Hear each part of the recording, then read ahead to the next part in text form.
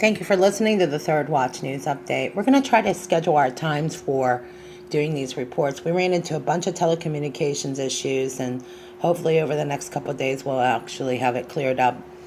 I'm going to start doing these reports. I'll probably have to get the reports up probably by mid-afternoon, at the latest before dinner time, Eastern Coast time. When I mean dinner time, I say 5 o'clock.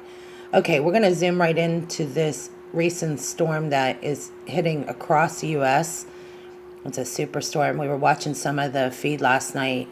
Unfortunately, there were so many interruptions, I didn't really know quite what it was, but this happened over the course of the last 24 hours. Look at that. That's massive. Okay, so let's go to other news stories. We're going to follow that here in a moment. We're going to also go to the earthquake map. This story really bothered me. And it looks like the moving parts have been in place for a while. And some people say that Trump's walking right into Barack Obama's trap, not cleaning up the swamp. People are a little disenfranchised. They're looking at that Barack Obama hasn't been arrested, nor has his Obama administration. This is just kind of the buzz that's been going on. I guess what bothers me about this report is that all of it looks very much like that. And then I heard something about that there were UN troops throughout the United States, and then this is the UN Agenda 2030 plan. This is what America will look like. I don't know how they get to that, arrive to that point, but it'll be a 90% drop in population. I'm not quite sure. Maybe it might be things like this. Who knows? This is the earthquake map, and this happened yesterday, Friday, April 28th, and there was a 7.2, and we're going to zoom in closer. That was Costa Rica, and it was actually downgraded to a 6.8 magnitude earthquake. So while we lay out the news story, this part segment, we're going to pick up on the second part. So it'll be part 1 and part 2.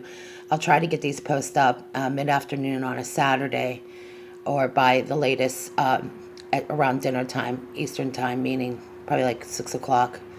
The reason being, because Saturday's an easier day to do this, and I don't know about any of you, but if you've had service interruptions, or a lot of people have had their sites monetized, so now I think I got a clearer picture of what's going on. I don't have a monetized site, so that's why I didn't really run into the same problems, but I've had posts blocked, I've had things dropped, I've had a lot of copyright strikes, so I am running into the same problem. I just find it kind of ironic that I don't have a monetized site, so I guess it doesn't matter if you're monetized or not. They're just going to block conservative news. And how do I know that? Well, I have a service plan with Metro PCS. Have had that plan for almost 5 years, and now I can't even call into like shows that I listen to, Blog Talk Radio, and you have to wonder, I don't claim myself as alt media or anybody. I just kind of find myself somewhere in the middle, which I don't know if that's a good idea either, being neutral or trying to play neutral. That's almost tough to do in itself. It really is, because I'm not trying to be more polarized. I'm just trying to report it the way we look at it. And yeah, sometimes it's slightly bent to the right, but I try to be neutral. And it doesn't obviously matter if you're center, independent anymore, middle. You try to find the most neutral ground you can stand on, even if it's more bent to the right. I can't see how somebody that doesn't have a monetized site, though, like myself, should be affected by it. But apparently this overhaul of silencing independent journalists and conservative news hosts, like probably from the top down, because they saw it from the internet on YouTube, and now obviously in the larger scale, looking at what happened to Bill O'Reilly, Milo, Alex Jones, you're seeing all these people just suddenly kind of disappear from the radio story. So I hope and pray that they all find their way through this and they get back to what they need to be doing, and that's journalism and news, because we still need these voices, okay? And they're obviously going way out of their way to silence media. That's what bothered me about these reports, that excuse me, apologize, is that obviously there is something happening with online journalism, news stories, things like that you would find even for Washington Post to uh, take the position about how news is reported. I will say this, and this is coming from somebody that was sitting with the president. They were literally shutting the door on CNN and MSNBC. So, and that was President Trump's orders. You know what I mean? They're actually keeping them out. I mean, so I'm not surprised this might be the backlash because see, you've never heard of a president opening up Skype at a press conference or White House press meeting the way he is. So I'd like to just pay attention a little closer to some of that and watch. We always like to hang back. I don't want to jump the gun. I know a lot of people are ready to jump the Trump train, but I would just kind of wait and see what happens. I still think it's way too early to jump the gun.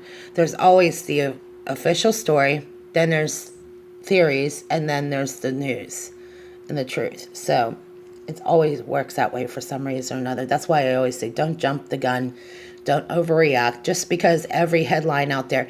Because after reading that story about how the former Obama administration is waiting to take over and move in, I've heard people say they would like to see they would like to see Barack Obama come back. But here's the thing, okay? And that's the whole point to silencing media, okay?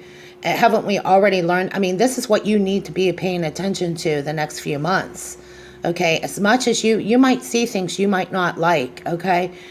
I do not believe, I believe there is a war in the White House, and it is huge.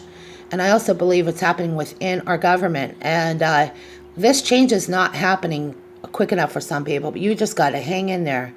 It always is darkest before the light, as I was once told. And this transition, this thing that has happened in America, I know for some people it can't happen quick enough, but not in reality. So we want to hang in there and wait and see how these things all play out, because I think you're going to be pleasantly surprised. I really do have faith. And keep in mind, this is not me having faith in what President Trump does or anything as far as government goes, because they've been going a whole different direction in a lot of ways. So, but when I read these reports, I have to wonder how deep the lie and the deception really is. And I'm going to post some updates and some other articles that some of you can listen to. I just do not feel comfortable reporting all this because I'm limited on my time. And after all the interruptions in telecommunication, I would prefer some of these updates for you to research and study up on, but there's several stories here that I've came across, so it's a lot easier for me to update the description box than continue to post these updates. So this update is for this weekend, and I will do some other things as well, but I would like to keep these updates posted for Saturdays afternoons and make sure that these updates are finished and completed by 5 o'clock on Saturday. It's a lot easier to give you a time instead of doing these random reports. As I've seen in the past, it doesn't always work that well for me. So if you can't find any of the links or anything at YouTube or Vimeo, I might have to change it over just because of all these service interruptions, and I don't know how that's going to quite work out, but we'll figure it out from here. Just keep us in prayer, please. I mean, that's really been a source of strength, and or at least I know I rely heavily on your prayers, especially because we've been trying to micromanage some of this and trying to get back to work and having managed other things in the midst since surgery. It's really taught me some lessons, and that you really can't always get around certain things. Sometimes you just have to scrub stuff, and we found that to be true. And I've been literally tapering down a lot of our stuff. We're really trying to clean up and change over some things, because I really don't want to stay with what we've done in the past. I really like to clean up some old stuff and maybe dump most of it and really kind of limit our posts. But I really want to make sure that I can get these posts, the Third Watch update, by usually around, I would say, like I said earlier, 6 o'clock on Saturday afternoon Eastern Standard Time. We've used to do it for the longest time, which is going to be hard for me to get away from that old schedule, but I have to. We usually post these updates Thursdays and Fridays and do a lot of weekend stuff, but I might even have to limit and taper that down as well. And we usually try to work on some of our posts and keep updated on our Facebook page. But like I said, this is all radically changing, and maybe this is all good change for the better.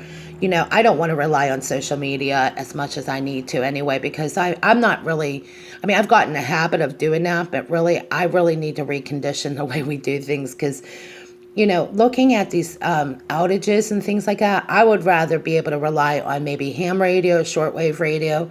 That's been the direction I've been going in several years. That's why we set up and we're starting Amateur Radio Network, because we want to network with people that really do go to these hobby shows, and they really teach you about how to work and operate a ham radio, and in some cases a shortwave radio, because basically the whole reason, and this evolved over a period of time, but the whole reason, or what I've come to realize on this field report or journey, is that we're going to have a form of basic communication. So if it's two-way radio or shortwave radio or ham radio, whatever it will be, we will keep you posted. Thank you.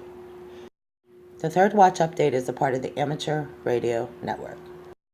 If you would like to sign up and join the conversation, we also have a Chatwing site. It's new and improved, and a lot of changes we had to make to reconvert it, just in case of an emergency for people to contact, or just a place for people to discuss topics on headline news to Bible prophecy. Look for that information in the description box below. Thank you, and God bless you. The Third Watch News Update is a part of the Amateur Radio Network. Thank you again for listening to the Third Watch News Update.